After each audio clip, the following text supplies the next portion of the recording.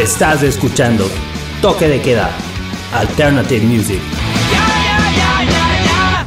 Volvemos después de escuchar estos temas increíbles y la versatilidad pues en la voz de ese gran líder, Faith No More, el hombre orquesta, tiene tantas agrupaciones. En lo general a mí me gusta, por ejemplo, ese nuevo grupo que tiene, no sé si han escuchado, el Death Crows. Sí, muy bueno. Es un disco excelente y ahí toca Lombardo, también es también algo como hardcore con punk, muy bueno. Hablemos un poco acerca de la raíz o del core de la banda. Cuéntanos un poco acerca de eso, Enrique. ¿Cómo crees que funciona esa banda? Bueno, o sea, como te dice, estaba leyendo yo he estado viendo unas entrevistas, sobre todo con Trevor y Trey, que, como te dije, ellos decían que para ellos, o sea, querían volver a grabar el demo, y que qué mejor que aprovechar que Mike tenía los contactos para tocar con Scott Ian y con Dave Lombardo. Y yo, por ejemplo, personalmente a mí, o sea, lo que estábamos hablando de que una de las cosas que más me gusta es cómo toca la batería de Dave Lombardo, que le da una nota más orgánica, o sea, y más que nada, una de las cosas que más me gusta de ese disco es el sonido de la batería. Es súper orgánico, no es como el de ahora, así todo comprimido, todo procesado. Suena así bien, o sea, se escucha el cuarto del estudio, o sea, todo así, o sea, se escucha grandota. Entonces, es algo que, por ejemplo, usan otro tipo de producción, que es lo que más me llamó la atención. Y también lo que decían ellos es que, por ejemplo, para el guitarrista, es ver cómo tocaba, o sea, la precisión de Scott Ian para tocar los ritmos. Dice yo, puedo tocar esas canciones, pero no con la precisión que él toca. Yo por lo menos puedo descansar cuando estoy tocando los solos, pero él está tocando así, o sea, con esa intensidad.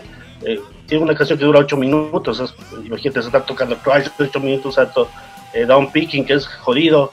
Entonces decía, o sea, que es algo que les inspiraba a ellos a ser mejores, o sea, para tocar así con ese nivel, o sea, con esos dos monstruos de que son los dos, ¿no? Y obviamente puedes escuchar eso en el disco, o sea, que te digo, a mí pues, también me encantó. Y más que nada, o sea, digo, como productor que soy, el sonido es increíble, o sea, me gustó mucho la producción, o sea, no es como lo de ahora, pero sin embargo se escucha fresco, o sea, no se escucha así como antes, pero es así como un puñetazo en la cara, ¿no? O sea, es bien fuerte o sea, el sonido del disco, o sea, me encantó. ¿Cachas que mucho se habla de Mike Patton, que es una bestia y todo, pero los otros dos integrantes de Mr. Bungle son unos monstruos? Claro. Estamos hablando de Trey Spruance, que es el guitarrista que creó pues todos los riffs que podemos escuchar en el King for a Day Full of a Lifetime de Faith No More. Y aparte de eso, Trevor Dunn, se manto con los Melvins, o sea, son monstruos. Trevor Dunn es un personaje que en realidad se debería dar también el mérito al mismo nivel incluso que Mike Patton, hablando de Mr. Bungle, ¿no? Claro. Y eso está bien, esa acotación, porque sí tendemos a enfocarnos en el frontman, que es Mr. Bungle, pero todos los integrantes. Claro. Eso te quería preguntar, justamente, ¿cómo les viste en esta presentación del regreso de la banda? ¿Cómo estuvo el acople o la relación, la química del resto de integrantes con estos nuevos integrantes, con estos nuevos músicos que son, pues, de hecho, estrellas de por sí solas, ¿no? O sea, como es Lombardo y Ian. Exacto. Yendo a lo que mencionó Enrique en la cuestión de grabación, pasa lo mismo en vivo, pana, porque ellos sonaron súper compactos. La banda, cada quien tenía su propio spot y su propio lugar en el concierto, y cada quien sonaban así sólidos, pero por ejemplo mi atención sí estaba en Dave Lombardo y la conexión que tiene él con Mike Patton en vivo, porque Mike Patton, él es como el director, ¿sí me entiendes? Él está ahí dándole señales acá y acá, pero siempre está con Lombardo así.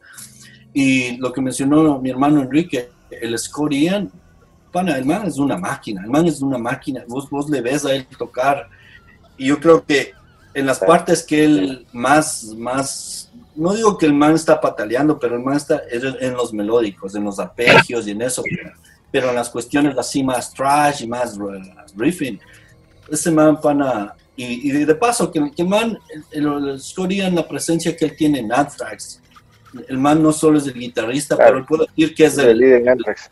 Es el líder de Anthrax y también es un chance frontman de Anthrax, porque... Claro.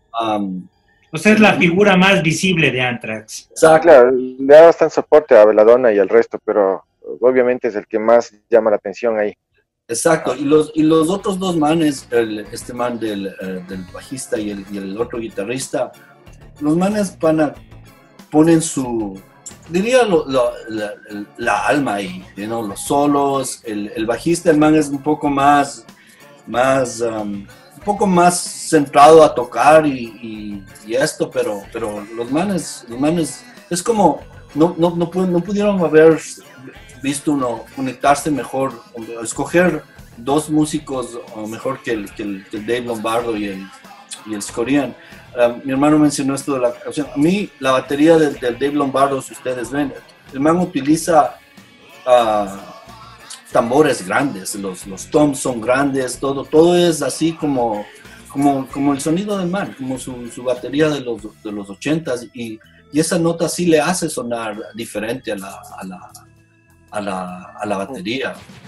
Y este man del Dave Lombardo, yo me quedé impresionado en ese concierto, pero el stream, ahí me quedé, pero con la boca abierta con el man, porque el man sí suena, pero como nunca. Para mí es el mejor sonido de Dave Lombardo que yo he escuchado, y comparando con Slayer. Y otra pregunta, dale Frank. ¿Cómo se dio la reunión de esta banda? Pues su reunión, ¿no? Según lo que yo leí, y pues unas entrevistas, y dicen que estaban en un concierto de Death Cross, que es la banda de Mike Patton con Slayer que te comentaba, y les abría esta banda de Trace Spronzy que se llama Chiefs, algo con Chiefs. Y pues entonces había caído el Trevor Dunn, el bajista, a verle a sus panas tocando. Y ahí es que estaban en el camerino y es que se ven los tres y dicen, chucha, ¿y ahora qué hacemos? Puta, hagamos Mr. Bungle. Y dicen, ¿pero cómo vamos a hacer Mr. Bungle otra vez? No, pero dice, el Trevor Dunn les dice, pero grabemos el demo. Puta, y dicen, y el Mike Patton dice, de una, sí, buena idea. ¿Y a quién vamos a llamar?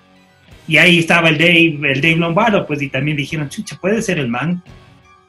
Y ahí fue que se coció esta idea. Y ¿sabes qué? Ahorita que mencionas a Dave Lombardo... Secret Chiefs se llama la banda esta de Trey Spronzy. Yo creo que todos, me incluyo yo pienso que la primera impresión que vos tienes es de, le metió a Dave Lombardo porque él ya tocaba con Dave Lombardo, ya se conocen, yeah.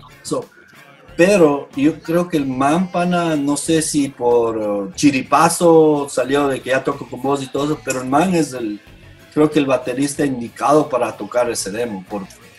Pero para alguien que no sabe toda esa historia, estar en el concierto, como persona que estás viendo el concierto, te llenas de energía viendo a los que están tocando, obvio, porque ellos están pasando la música.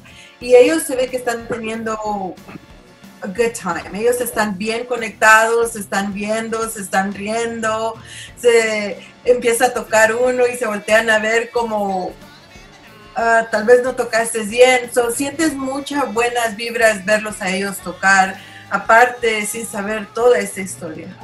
¿Y qué pensaste la primera vez que ya oíste del disco? No, o sea, pero... No, dale. Dale, cualquiera. Dale. O sea, bueno, o sea, como te dije, bueno, más que nada gracias, Franco, porque tú me cruzaste el disco antes de que estuviera disponible, entonces, no, o sea, me pareció increíble, loco, o sea, como te digo, o sea, había bastante expectativa, ¿no? O sea, porque, bueno, más que yo, por ejemplo, cuando escuché que Scott Ian iba a tocar el Mr. Bongo, decía, pero ¿qué diablos va a hacer Scott Ian ahí? O sea, yo le admiro mucho como guitarrista, pero no, ese más muy diferente, ¿no? Pero cuando escuché el disco me quedé, o sea, loco, o sea, bueno, mi hermano y yo empezamos en esto en los 80s, cuando estaba el trash de moda y todo, entonces, no, a mí me encantó el disco y así, o sea, todo mismo me pareció increíble, o sea. Oigan, bueno, no lo he escuchado completo al disco, pero todo el disco es metal, o sea, todo el disco es de trash. Sí, es no trash. hay ningún tipo de imitaciones como lo que tenía antes Mr. Bungle. Eso es metal, o sea, todo. Porque ¿a qué iba? Justamente hay un personaje que también sería importante mencionar en la trayectoria de Mr. Bungle, y que de hecho yo sí lo conozco, y de una forma consciente o inconsciente, incluso vino acá, y vino con Mike Patton, Claro, o sea, en realidad... el productor de este disco. Sí, claro. John Zorn, que es un músico súper reconocido a sí mismo de loco y súper improvisado y que tiene todas estas tendencias de meterle un sinfín de géneros y es bastante creativo, ¿no? No sé si es que hubo algún tipo de invitados especiales en el show, no sé si asomó John Zorn o en la producción de este disco o en otros discos o en lo que estén haciendo ahora Mr. Bungle, creen que lo tomen en cuenta nuevamente a él. En el concierto eran solo ellos, no hubieron solo ellos. No sé en la producción, Franco Enrique sabe si... No, él no estuvo para nada. Es que bueno, es totalmente diferente, ¿no? O sea, yo por ejemplo, sí les pude ver cuando vinieron a Quito con John Zorn, sí les vi. Y bueno, me pareció increíble, una nota loquísima, ¿no? O sea, fue un show tremendo ahí en el Teatro Sucre. Pero, o sea, no, esto es muy, o sea, nada que ver, es puro, o sea, metal puro. Yo lamentablemente no lo pude ver a John Zorn, de hecho yo me enteré luego que había estado aquí con Mike Patton, o sea, creo que el Pancho se fue en San Francisco. Sí, bueno, se acabaron las entradas, pero bueno, había como 400 entradas, algo así fue, pero estuvo increíble el concierto, ponte un sonidazo y todo, y bueno, ahí de hecho, John Zorn estuvo como director de orquesta, él, o sea, les decía que tocar, bueno, o sea, les dirigía con las manos, una nota increíble, o sea, loquísimo, y bueno, estuvo, o sea, tremendo, excelente sonido, ese teatro que es increíble, tremendo, o sea, ver a alguien de ese calibre ahí, tenazlo. Y esa es una de las cosas que me arrepiento, también de las cosas que me arrepiento de no haberlo visto, ni haberme enterado siquiera. No, un conciertazo, sí, ponte, sí, para mí sí fue un tremendo concierto, y de las cosas locas, y bueno, no me acuerdo con quién vino, pero así mismo vino con unos músicos capos, o sea, tremendos todos, o sea, increíble. O sea, uno de los mejores conciertos que he visto, y más que nada en ese lugar, o sea, ahí todo con solemne el teatro y la gente sentada. Te cuento que yo tuve la oportunidad, cuando empecé mismo en esto, que tendría unos 15 años, me llegó a mis manos un disco de Naked City, ni por aquí de idea después de que había sido de este man del John Zorn, pero era una locura total escuchar eso, a finales de los 80, obviamente escuchar metal con jazz y unas improvisaciones y unos cortes brutales, o sea, era realmente loco, y siempre me quedé con esa pica de quién será el creador, y eso había venido acá 25 años luego, ¿no? O sea, fue tenaz. Eso le contaba yo a Franco, que por ejemplo cuando yo era chamo, o sea, a mí me encantaban Napalm Death y como es y el Naked City es con el baterista de Napalm Death y John Zorn, entonces ese disco está loquísimo, el Naked City, o sea, claro, me acuerdo que justo un pan amigo cuando yo, bueno, el Kiko, Jacobo, sí, mi hermano sí conoce, cuando tocábamos juntos, entonces él me hizo escuchar ese disco y a John Zorn con el baterista de Napalm Death. Entonces, pues, como decía Franco, o sea, él produjo el primer disco de Mr. Bungle, o sea, John Zorn, y todo, es obvio, ¿no? Ahí se ve todo esas cosas, ponte todas las locas, los matices, todas esas notas rayadas. Pero entonces, hablando de Mr. Bungle 2020, John Zorn no está inmiscuido o no está cercano ahorita a lo que sería la banda. Es que es metal, o sea, metal puro, o sea, ponte esos trash, o sea, y una nota loquísima, ¿no? Porque, o sea, no, ni siquiera ponte tiene esos tecnicismos que tienen estos manes, o sea, las huevadas locas, rayadas, o sea, que se van por un lado y ahora, es puro metal. Sí, viendo este giro de justamente musical, ¿cómo le ven ustedes? ¿Qué tan serio creen que el proyecto pueda seguir, pueda crecer? ¿O solo fue una especie de... No, es solamente para este disco. O sea, yo justamente estaba viendo una entrevista con el guitarrista y decían que era solamente para este disco, o sea, no que... Porque para muchos fans, o sea, como le pasa a Elia, que ella esperaba escucharlo, el disco, cuando fue al concierto. Entonces dicen que no, que solamente para este disco y que para el resto, o sea, vuelven a lo suyo. O sea, es solamente para o sea, sacarle del baúl a ese demo. Claro, pero entonces Mr. Bungle sí vuelve, o sea, es un reencuentro, pero ya es nuevamente a seguirle con... Es que prácticamente esto fue como el Remember de ellos, ¿no? El Remember del 86. Darle justicia a esa grabación, ¿sí me entiendes? Claro. Y lo que más a mí me gustan mucho las bandas y los líderes que se acoplan a lo que está, loco. ¿Sí me entiendes? Que se adaptan al cambio. Acuérdate que estamos con esto del corona, la pandemia, no hay conciertos, pero ver el hecho de... Para nosotros, loco, coincidencialmente, el concierto de Mr. Bungle fue el último concierto que nos fuimos. Fue en febrero 5 y ya en marzo se vino la pandemia y ahora estamos hablando. ¿Cuál fue el último concierto que nos fuimos? Fue ese. Ya de ahí no hubieron más conciertos. Con el Franco estuvimos en el último concierto también, justo a una semana. Claro, en uno de punk que grabamos, hicimos un video, un docu de ese video.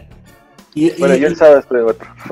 Y yéndote a eso, pana, ¿cómo ellos, para mí es como le hicieron con todas las de ley al disco, ¿no? Con la grabación, la alineación y ese stream que hicieron los manes, pana, me quedé así, pero como la producción, la promoción,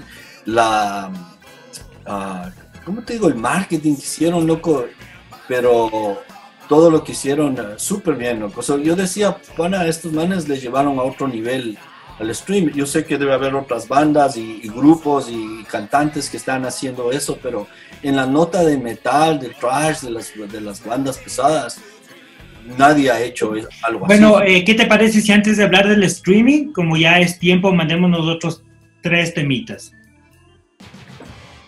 De una.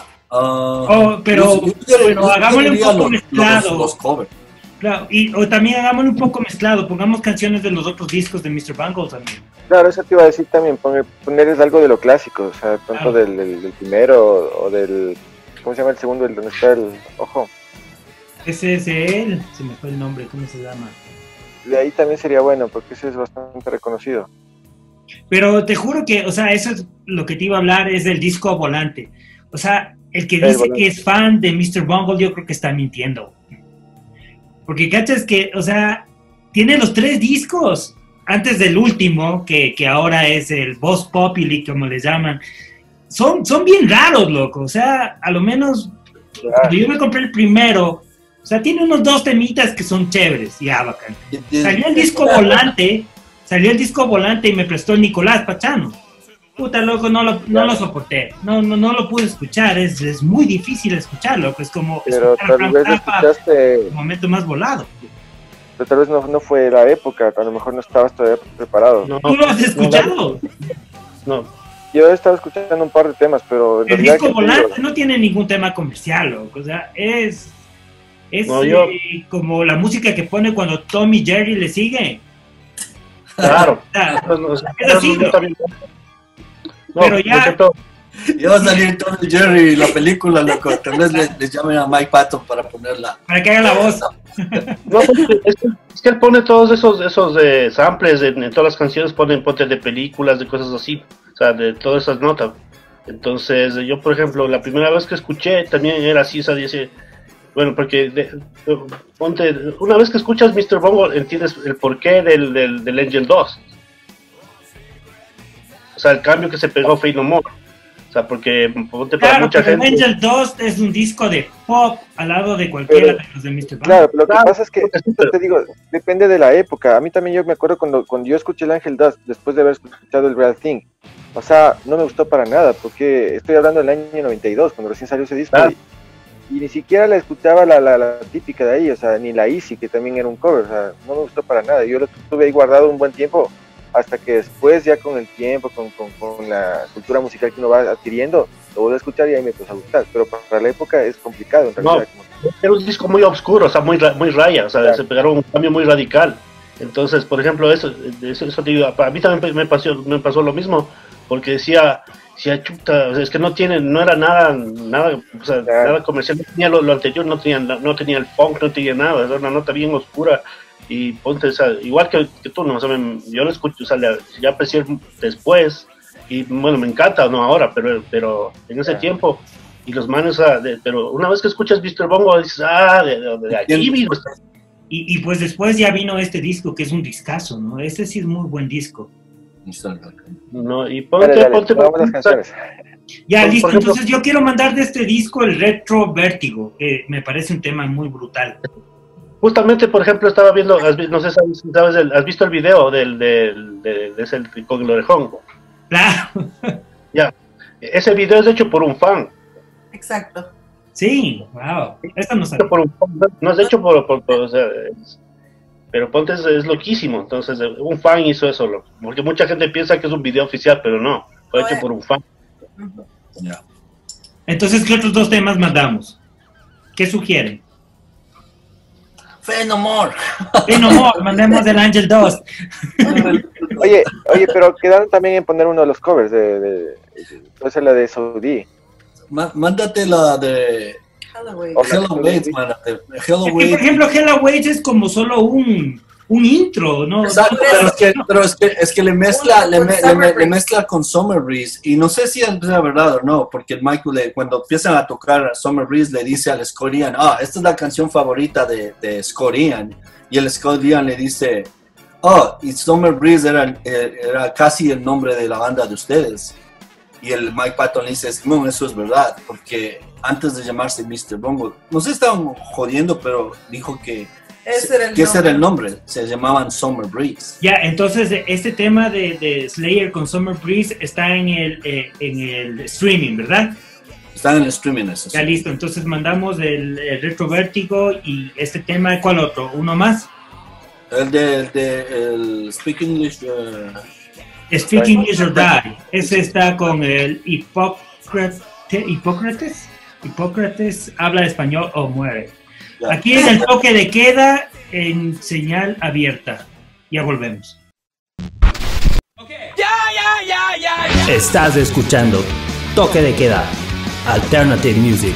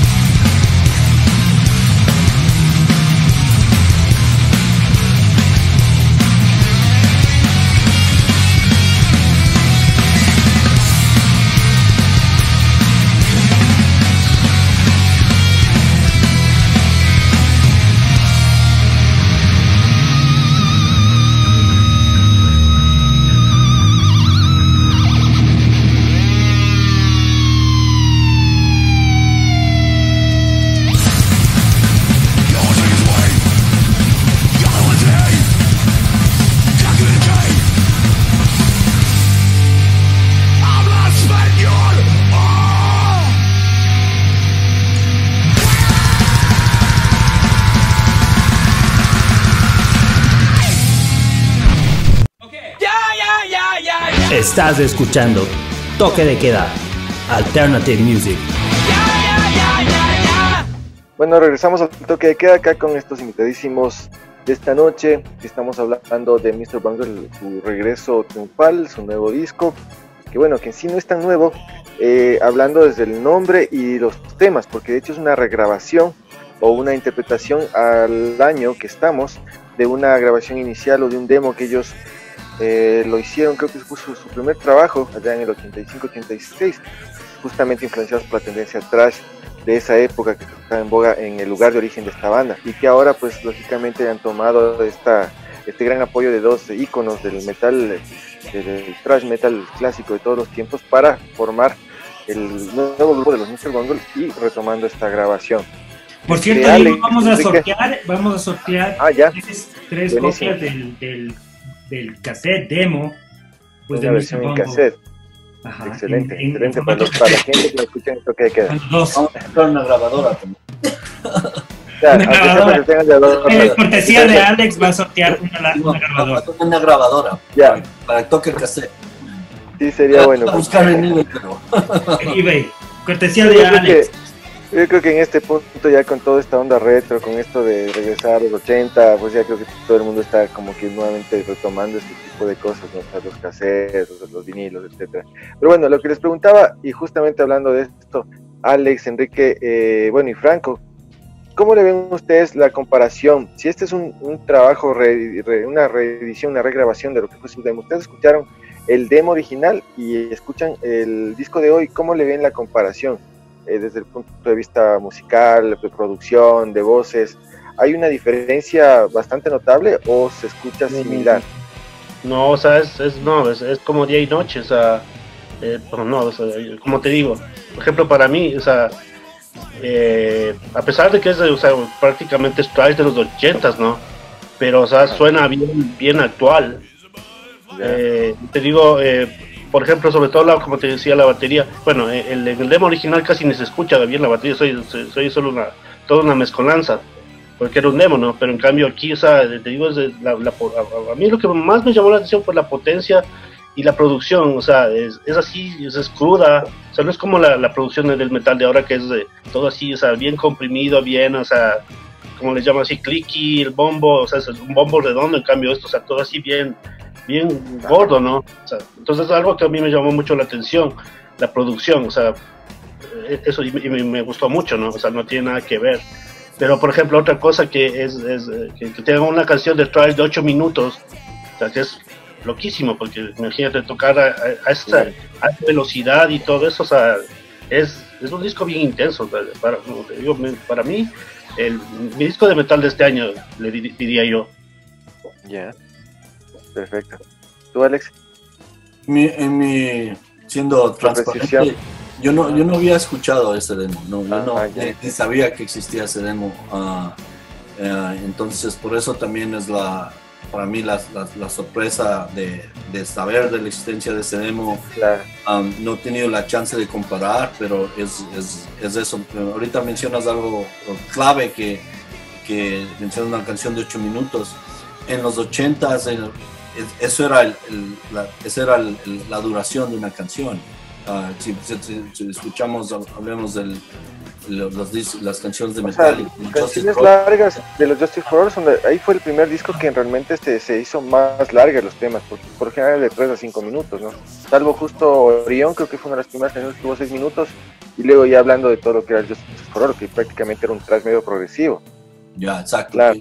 Si le comparo justamente con este disco, porque mencioné los 8 minutos, y sí, vean las otras bandas, por ejemplo, Anthrax no tenía canciones de 8 minutos, unos 3, 5, pero yo creo que para las personas como yo, por ejemplo, que escucharon este disco por primera vez prácticamente, en vivo y en estudio, es como dice mi hermano, es un disco que suena aquí como te digo, como si rompe el tiempo, ¿sí me entiendes? Suena ahorita bien y obviamente ese disco no tuvo la chance de sonar en el 86. Claro. Eso iba a decir también. Yo creo que Mr. Bungle también tenía intención no solo de mejorar el sonido al nivel que ya se encuentra hoy, sino también obviamente dar a conocer lo que ellos estaban haciendo antes, o sea, darle tal vez el merecimiento a aquellos trabajos en los que prácticamente fueron sus inicios y que la gran mayoría de la gente no lo conocía. Perdón, cuando ellos sacaron el cassette, pues yo sí lo he escuchado, el cassette. Hay algunos temas que no le incluyen en el nuevo trabajo, pero fue la época en la que las bandas de esa época pues hacían sus demos en cassette y pues le mandaban a Rusia, a Alemania, a Nueva York.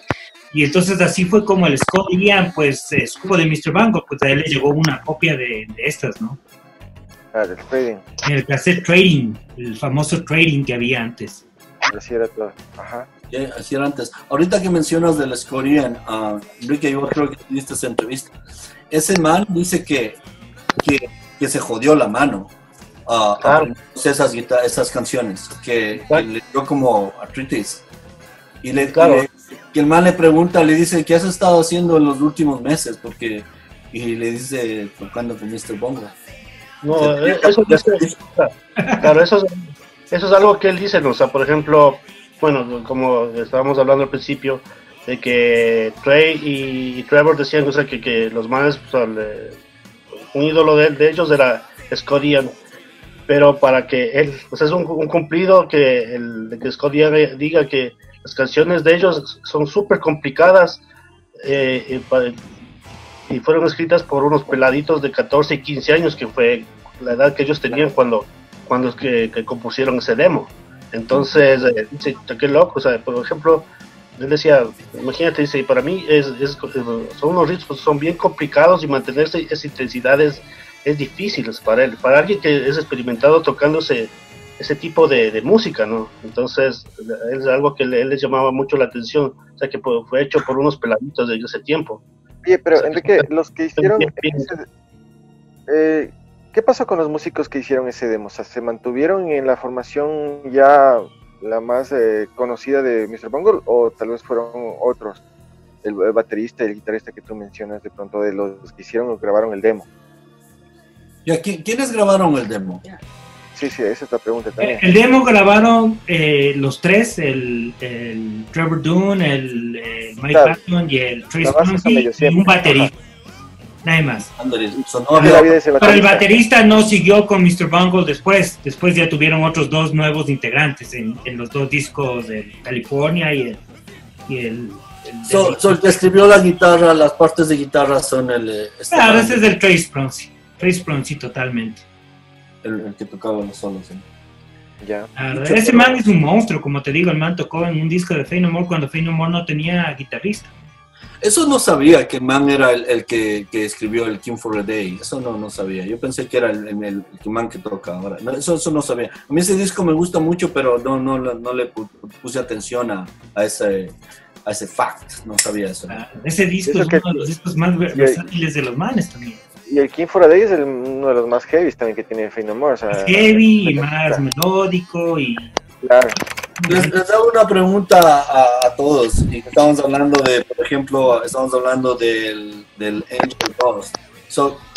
Aquí con mi esposa estábamos hablando yo le decía, ¿cómo es posible que no hayas escuchado Faith No More? ¿A vos te gusta Korn, Incubus y todas estas bandas influenciadas?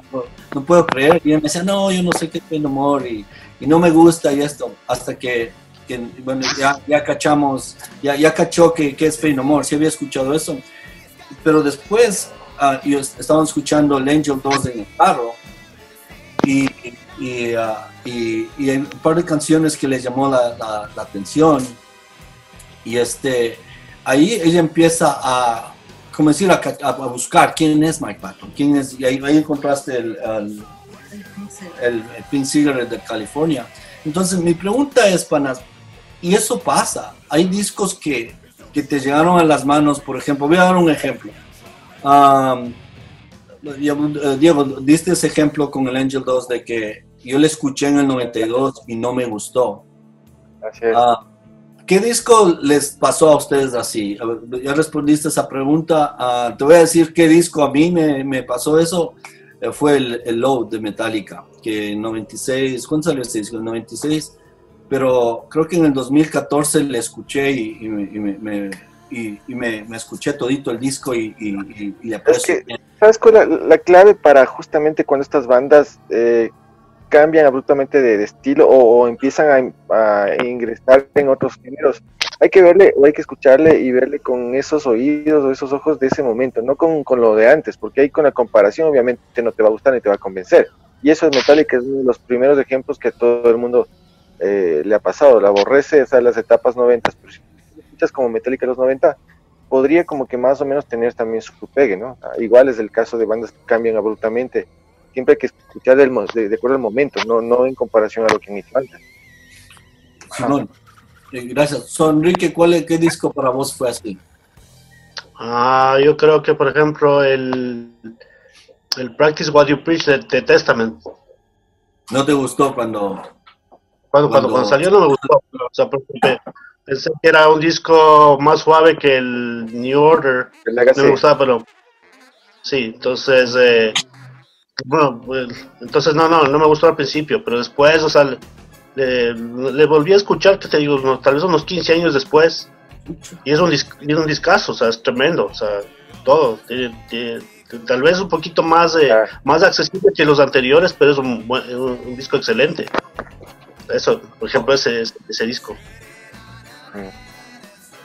Franco, Franco. Me toca a mí. Creo que al comienzo, cuando yo escuché el Unknown Pleasure de Joy Division. No, así te enganchó de una. Claro, no, es que yo lo había escuchado antes, pero no le presté mucha atención, ¿me cachas? Era como que cualquier cosa. Pero después el Diego me hizo escuchar y le dije, préstame ese disco, voy a darle otra oportunidad. Puta, y una de las bandas culto, ¿no? Claro. Yo, por ejemplo, te puedo dar otro, el Songs of Freedom and Devotion de Depeche Mode. Ya, no, ese es discazo, qué bestia. Pero si eso es música populacha, a más no poder. Pero es que volvemos a lo que te digo, o sea, el Enrique seguramente estaba esperando otro, no sé, otro tema bailable, a lo mejor de la onda que justo venían de los 80, los de Depeche Mode, y escucharle rock and roll, escucharle más tipo hasta medio country, creo que ese disco, o sea, ese estilo fue totalmente, o sea, un giro de nada de los Depeche, ¿no? Pero obviamente es el sonido más maduro, que es el que les ha hecho sobrevivir, porque no se hubieran quedado con una banda de los 80, a partir de ahí es lo que Depeche también ya tiene su estatus, ¿no? Bueno, y sigamos de esta parte en la que al Diego no le gusta mucho, pues son los conciertos streaming que hay, pues el Diego es uno de los que está en contra de esos y pues Mr. Bangle nos dio la gran satisfacción de poderlos ver, aunque sea por streaming, y Alex pues nos acolitó con el link, pues Rick. Para mí, ¿sabes qué? Es un buen punto y mencionas que el Diego no estás de acuerdo con eso. ¿Sabes qué? Bueno, el Diego es odiador, ¿no? Okay. No, es que yo les expliqué, o sea, tras bastidores, fuera de cámara, les expliqué. ¿Cuáles son tus razones? Mis razones, a ver, que un concierto se lo vive. O sea, obviamente que ahorita estamos un poco impeditados a la presencia, ¿no? Pero obviamente el concierto se lo vive estando ahí. O sea, a mí me gusta no estar sentado mirando el concierto, incluso me gusta vivir, o sea, me gusta darme vueltas, estar con la gente, conversar, eso es lo que es el típico concierto para mí, pero en cambio, si obviamente ahorita no hay cómo poderlo hacer como lo era antes, por lo menos cambiemos de ambiente, o sea, de las cuatro paredes, que sea estático, que sea de pronto otra ambientación, que sea un poco más movible, un poco más interactivo en cuestión audiovisual, que esa sería la clave para que sea más atractivo para la gente, ¿no? Porque ya te digo, es más, ahora como ya estamos se ha hecho tan popular que ya prácticamente los conciertos otra vez se están repitiendo de esta manera y ya no es tan atractivo como debería serlo. Esto es un buen punto, el que vos tienes, Diego, del que mencionas esto de la interactividad. Creo que vos puedes hablar de lo que es estar en un concierto. Porque, pana, a mí no me ha pasado en los conciertos nada de lo que me ha pasado yendo con mi esposa a los conciertos, brother, porque cuenta... Es que para mí es la energía del concierto, es estar entre la gente, es el momento que tocan tu canción y están cantando en uno con toda la gente que está ahí, es esa energía. Para ir al concierto y ponerme atrás o sentarme, mejor no voy, mejor le veo stream. Y para mí es ese momento, es sentir esa vibración en los pies cuando están tocando fuerte. Eso para mí es triste no poder ir a los conciertos hasta ahorita. Y por eso es un buen punto esto, porque lo que estás mencionando vos, Diego, de que dices, el concierto se debe vivir y es eso. Yo cuando empezamos a ir a conciertos con mi esposa siempre era, oye, vamos más adelante, oye, metámonos al medio, oye, vamos, puta loco, y después varias nosotros, veces. brother, hemos terminado en el piso, gente encima nuestra. Es que eso es lo memorable. En el concierto de Machine Head, pana, estábamos adelante, los dos, mi esposa obviamente adelante, puta loco, medio concierto, el primer set, porque eran 2 sets, nos jalamos todo, pero ya en la tercera del disco de Burn My Eyes, nos tocó que nos saquen, loco, porque pues el body surfing y todo eso. Los zapatazos en la cabeza, y la barra en el estómago, ya. Y yo siempre le dije, pero eso es lo que me decía mi esposa. A mí dime igual, yo que viví el concierto de Slayer, que me metí al mod, a estas alturas de la vida, o sea, metías un mod de Slayer y aquí en tu ciudad, o sea, fue tan hermoso, que obviamente eso es el concierto, eso es lo lindo que uno vive, y lo seguiré haciendo hasta mientras pueda, o sea, porque eso es para mí el rock, ¿no? O sea, es sentirlo al concierto y en vivo, ver a la gente, cómo se desenvuelve la emoción que es sentir eso, no es indescriptible en realidad.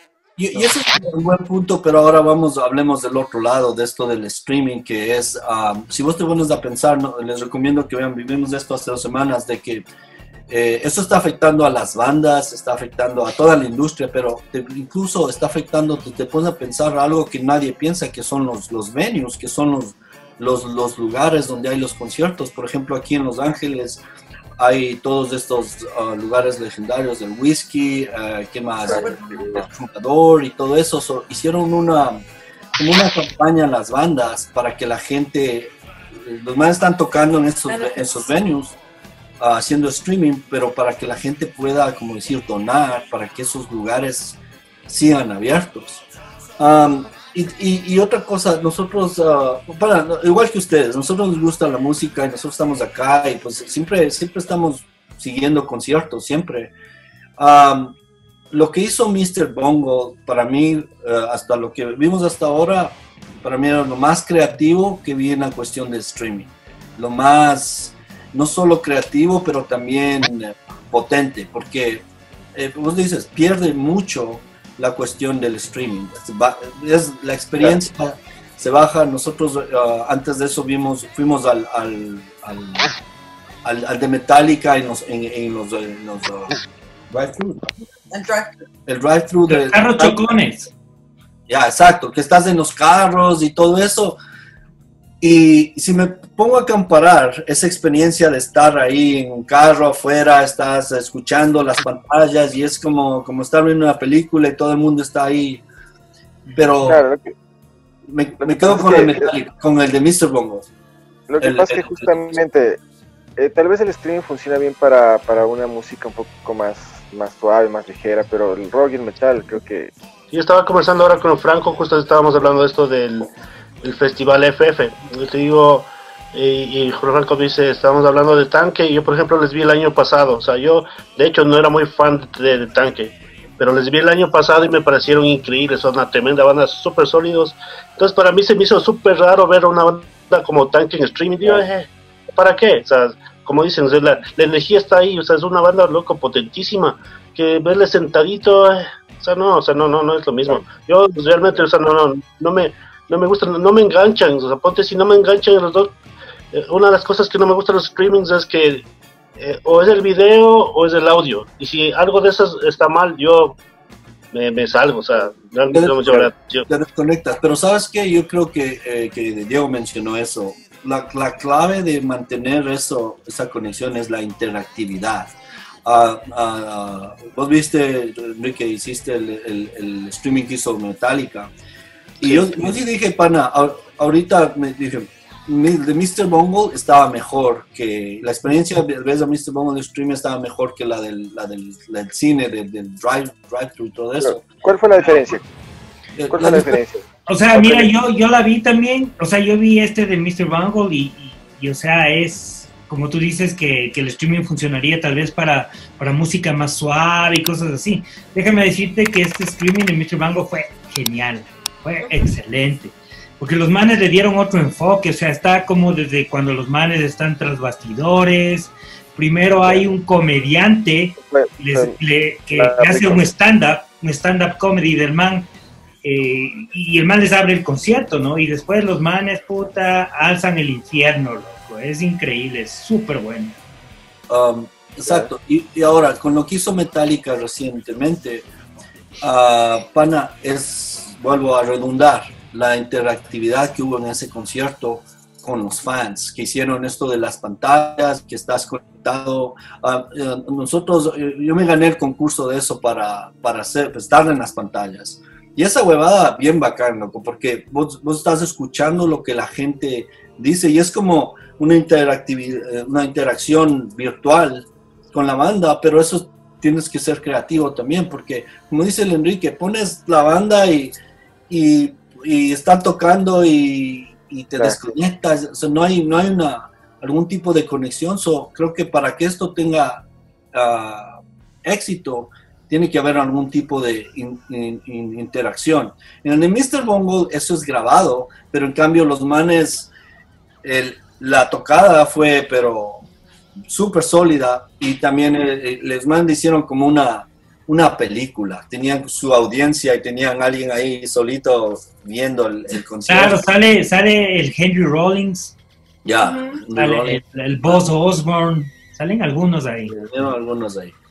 Pero... Dale. Exactamente eso digo, o sea, le van enriqueciendo a la presentación, no únicamente con los chicos, con los muchachos ahí en el frente estáticos tocando la música, sino que también lo van enriqueciendo con otras tomas o con otro tipo de tips o de plus que van aumentando el interés de la gente, ¿no? Eso es un buen punto y es una cosa que se debería hacer o tomar en estos los streams. Yo te digo, pana, la experiencia con esto de Metallica la semana pasada, pana. Sí.